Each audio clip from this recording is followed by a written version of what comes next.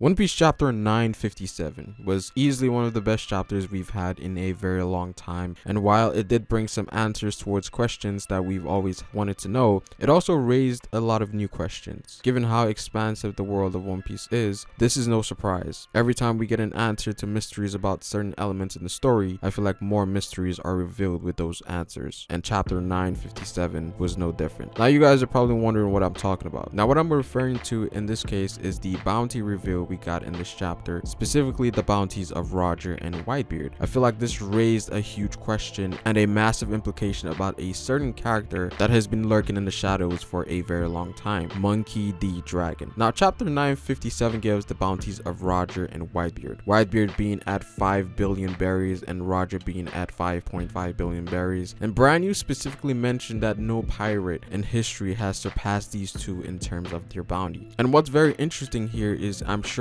a lot of everybody noticed this, is that he specifically mentioned pirates and not any other groups. And so this is something that puts Dragon on that spotlight, because it's kind of insinuating that Dragon has the highest bounty, since he is regarded as the most wanted man, or the world's worst criminal, as some translations say. But then again, that statement could also be taken in a general sense, whereas they only specified because Roger and Whitebeard were pirates. But I think there's more evidence to support otherwise. Now while it's likely that Dragon's bounty is probably higher than Whitebeard, given that Dragon had this title when Whitebeard was alive, it's not exactly 100% confirmed that his bounty was higher than that of Roger's, mainly because once a person dies, their bounty gets retracted, which again most likely applies to Roger, so we know that he's above Whitebeard in terms of bounty, but not necessarily above Roger. But given the context of that scene, they're making it seem like Dragon could be at the very top, and this in of itself raises a huge question. What exactly did Dragon do to obtain a bounty that is above that of the Pirate King?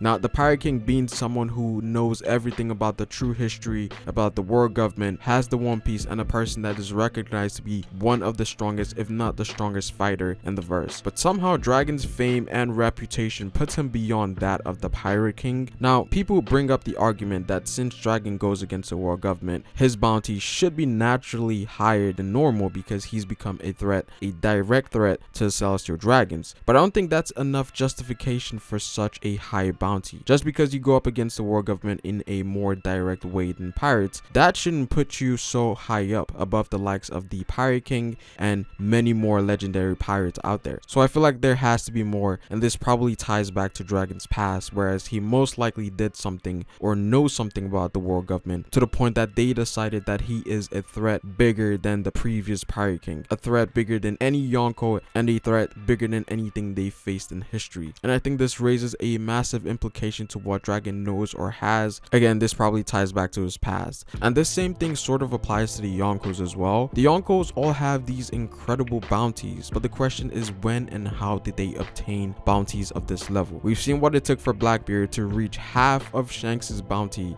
and Shanks being the lowest of the Yonko. Blackbeard had to steal the strongest Paramecia from Whitebeard, had to defeat Ace, cause massive destruction at Marineford, take several level 6 impel down escapees, and that wasn't enough. He also had to take Whitebeard's territories and defeat Marco and the remnants of the Whitebeard pirates for him to finally achieve his current bounty, which is only half of Shanks' bounty. And we know that once your bounty becomes high enough, it becomes a lot harder to raise it. And the Yonko, we know for individuals of their caliber, for them to get a bounty raise, they have to do things that would shake the world. So it really makes you wonder what the other Yonkos did to have such high bounties. For Roger and Whitebeard, it kind of makes sense given that these guys, given that they were the closest characters to the One Piece, Roger and Whitebeard were very intertwined in terms of fame and reputation. So their bounties make sense as to why it's very close to each other. But for Big Mom, Kaido, and especially Shanks, it makes you wonder what exactly they did to achieve bounties of this level. Obviously, these were people who did things greater than everything Luffy and Blackbeard have accomplished so far. And with Shanks, even more questions were raised because he became Yonko 6 years ago and 4 years before the time skip. With the other Yonkos, you can sort of understand given their nature, but for Shanks, it honestly is a big mystery. And it seems like there's definitely more to Shanks that we're not being told of yet, apart from the fact that he was once a part of Roger's crew. And of course, his ties to the Gorosei raises a lot of questions as well. Maybe he killed a former admiral or something. It really makes you wonder. And of course, this all goes back to to Dragon. I feel like we're missing a lot of context as to why Dragon's bounty is so high. He most likely did something that affected the world, and every now and then we learn about some of these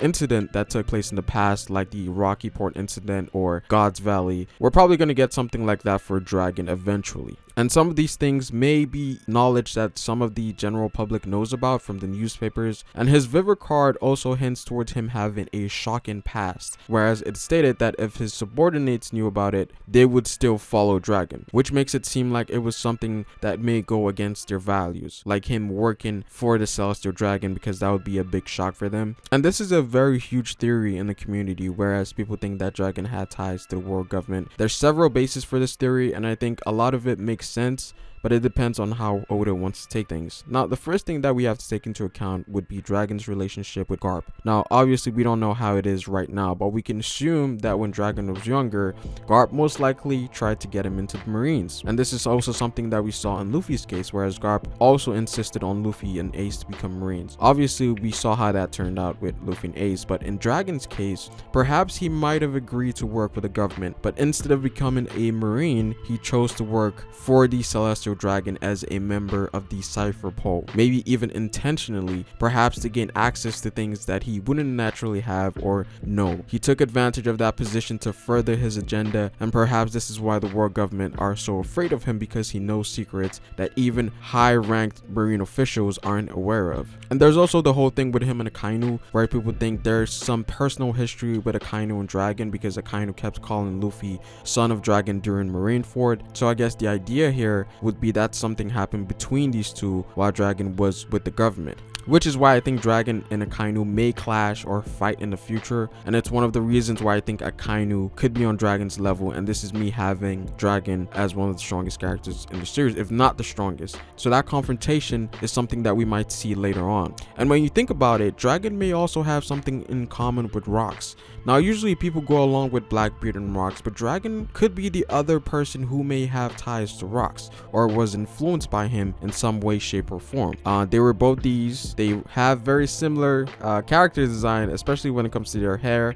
They were both individuals who actively went against the world government and are individuals that are interested in the Void Century and things of that nature. Now, they call the Rox a pirate crew, but Rox himself may have been like a revolutionary-like individual, someone who allied with pirates to reach his own goal. Him wanting to become the king of the world may have been his own way of saving the world from the world government. Again, they said a lot of things about him was covered up by the world government, so his whole thing might be a lot more than what was said. And when you think about Dragon, I think his role in the story is going to become more evident towards the end game, as that is when massive events will take place. Even though for the most part the revolutionaries have been very stationary due to preparations for their final battle against the world government, but regardless, I'm actually looking forward to see what Dragon will do moving forward. We know his target is the Celestial Dragons, but does he know about Imu's existence and the Gorosei?